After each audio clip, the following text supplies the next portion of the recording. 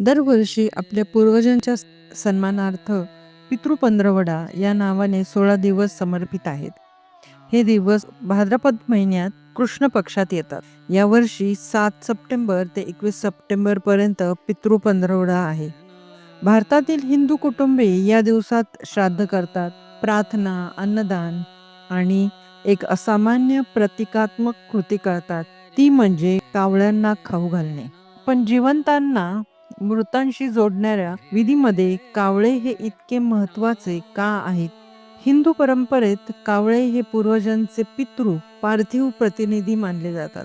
गरुड पुराण आणि मनुस्मृती सारख्या प्राचीन ग्रंथानुसार असे मानले जाते की जेव्हा श्राद्धादरम्यान कावळ्याला अन्न अर्पण केले जाते तेव्हा ते मृत पूर्वजांच्या आत्म्यापर्यंत पोहोचते.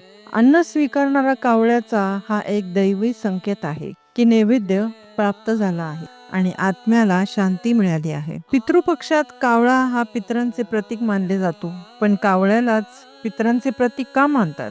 यामागे हिंदू पौराणिक कथानुसार काकभूषणच्या कथेद्वारे कावळ्यांना एक पवित्र ओळख देते. एक ज्ञानी ऋषी ज्याने भगवान रामाच्या भक्तीचा प्रसार करण्यासाठी कावळ्याच्या रूपात राहण्याचा पर्याय निवडला. दुसऱ्या पौराणिक कथेनुसार इंद्राचा पुत्र जयंतने सर्वप्रथम कावळ्याचे रूप धारण केले होते आणि माता सीतेच्या पायाला दुखापत केली होती. हे पाहून भगवान श्रीरामाने बाण चालून कावळ्याचा एक डोळा फोडला.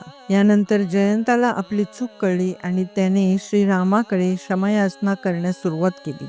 यानंतर श्री भगवान रामाने त्याला क्षमा केली आणि सांगितले की आज नंतर तुम्हाला दिलेले अन्न पूर्वजांना मिळेल. तेव्हापासून कावळा पूर्वजांचे रूप म्हणून ओळखला जाऊ लागला. धार्मिक मान्यतेनुसार कावळा यमाचे प्रतीक म्हणून ओळखला जातो.